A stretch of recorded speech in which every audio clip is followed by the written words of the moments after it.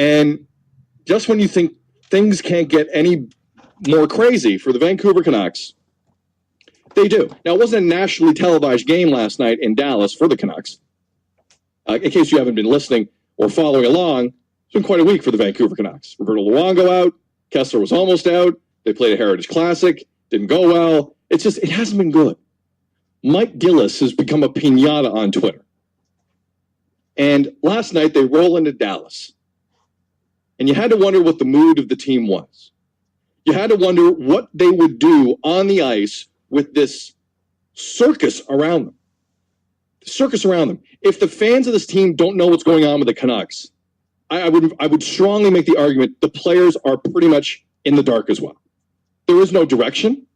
There doesn't seem to be a plan, and they're making it up as they go along. So it was a Sportsnet Pacific game last night, down in Dallas. Stars and Canucks.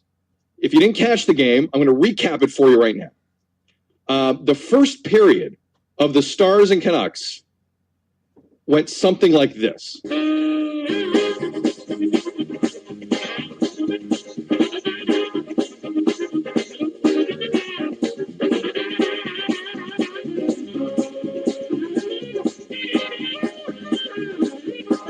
right, they got it.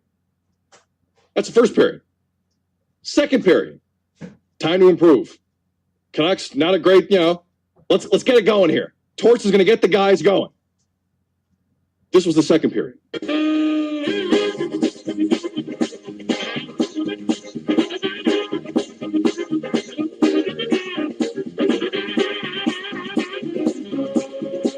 all right, they get the message. They get the message.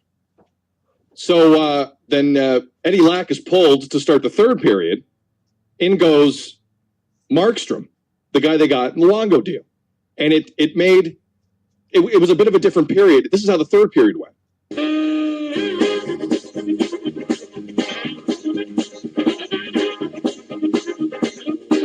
All right, got it. Embarrassment. It was an unmitigated disaster. From front to back, Kessler got 15 minutes. There was no direction. There was no discipline. Kassian makes a stupid hit on Brendan Dillon, which he justifiably will be suspended for. He's throwing his helmet around like he's got any right to. Give me a break. This is a disaster. And I openly send out sympathy to any Canuck fan who had to watch that garbage. That was ridiculous. That was ridiculous. But you don't need me to tell you it's ridiculous. Let's walk through the post game together, shall we? Let's hear it from the thoroughbreds' mouths. We got Tortorella first, guys. Let's hear from Torts post game. For a team that has struggled as we have to get down so quickly, it's tough. And sure. I mean, it's hard on us right now to try to overcome that right away without even getting in the game. It happens so early. So are they fragile? Sure, but we got to figure it out. It's no one else is going to figure it out for us. We have to try to find a way to get some sort of consistency in our game for some good things to happen for us. If you can believe it, John Tortorella is probably the calmest guy in the area. The cameras then go into the room. And one of the first guys they run into is, captain, my captain, Henrik Sedin. The tone you just heard from John Tortorella after a 6-1 embarrassment in Dallas, it's not like Dallas are lighting it up. That tone was a lot harsher from a guy who's not harsh at all in Henrik Sedin. He was flat out pissed off. It's just embarrassing to be standing after every game and talking about that we can't score, we're losing games on stupid mistakes. It's just the same old story every time. And I mean, the deadline is gone there. I mean, we got the guys that we have in there, and it's up to us to turn this around. When Henrik Sedin's getting harsh with you, you got a problem. You have a real issue. But the guy who kind of summed it up the best was one of the guys who's been there the longest, and a guy I still have a great deal of respect for in Kevin Bieksa. Kevin Bieksa has seen a lot of things with this organization. He's seen Game 7 of a Stanley Cup final, and he wades his way through stuff like last night. So he's been through the gamut. He's been through all the highs and all the car burnings. Don't get mad at me. I didn't burn anything. Bieksa last night stood in front of cameras and was stunned at what just happened. It was a tough one. Our effort, our execution just wasn't good enough. We were flat out outplayed in the first 30 minutes of the game, and the second best team on the ice. So it's very disappointing right now. This road trip is very disappointing. This isn't rock bottom. I don't know what is. That's kind of the line that's resonating today with Canucks supporters. If this isn't rock bottom, I don't know what is.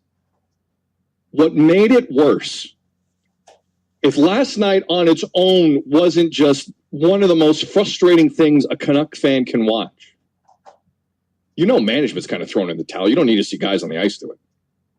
What made it worse was if you were on social media and Roberto Luongo is tossing grenades from South Florida.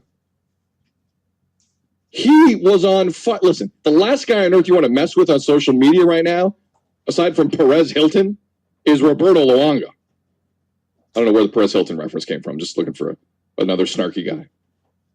So Luongo, in the middle of this disaster of a night, in 140 characters or less, is putting up more of a fight than any Canuck.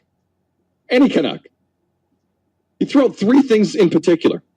Hashtag pray for Eddie Lack. So a former teammate of his is drowning, and he's kind of having some fun with it. Then Roberto Luongo tweets out, if I was still the backup, I could have came in and mopped this game up nicely, ...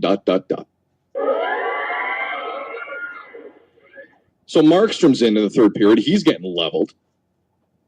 Luongo continues to tweet. Said Luongo, I put thing 4 in for the third period. Under normal circumstances, I would say that's a little offside last night, as some former friends of yours are going through a rough time. That's what I would normally say. I got to tell you, I have 0 degrees of sympathy for the Canucks organization. And if Luongo wants to do that, all the power to him. I got no problems with that last night. 0. I understand he is a multi-millionaire. No amount of money on earth, I don't care who you are, will supplement the fact that you believe you've been embarrassed publicly over and over again by an organization. I don't care how much money you make.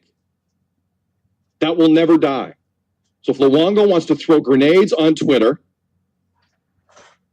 I agree with him. The Vancouver Canucks organization owes their fan base a written apology for what has gone on here. And I'm not mad at trying to bring in defensemen. I'm not mad at trying to bring in a guy like Zach Kassian who has no real talent. I'm not even mad at trying to trade 1 or 2 of your goalies. The issue is this. If you can't sell hope to your fans, go find something else to do. Go be Garth Snow. They need to apologize to their fan base for trading 2 potential number 1 goalies and getting nothing in return. Nothing in return. There is no hope. There is no tangible top 6 forward. There is nothing coming back for a Vancouver Canucks season ticket holder to look at and say, you know what? That guy in 3 years is going to make it worth it. Nothing. That's the crime.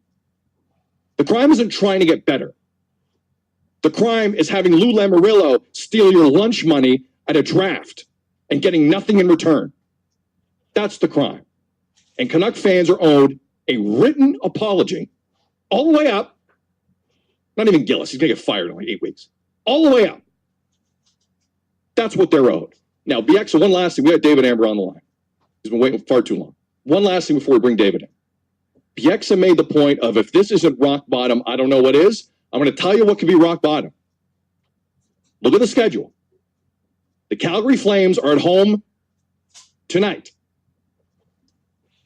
They're home tonight. They go into Vancouver tomorrow. Canucks are off. It is national television, hockey night in Canada, a fresh Canucks team against Calgary. If the Canucks lose that game tomorrow, someone on Monday is getting fired. That's rock bottom, as it should be. Canuck fans, listen, the 7 idiots that start rioting, I know that's not them. This is a very, very good fan base who loves that team and feel like they are being let down. And the Emperor clearly has no clothes. If they don't get it together tomorrow night, someone's head's got to roll Monday for the sake of the season ticket holder who's actually paying money and isn't a millionaire. That was a joke.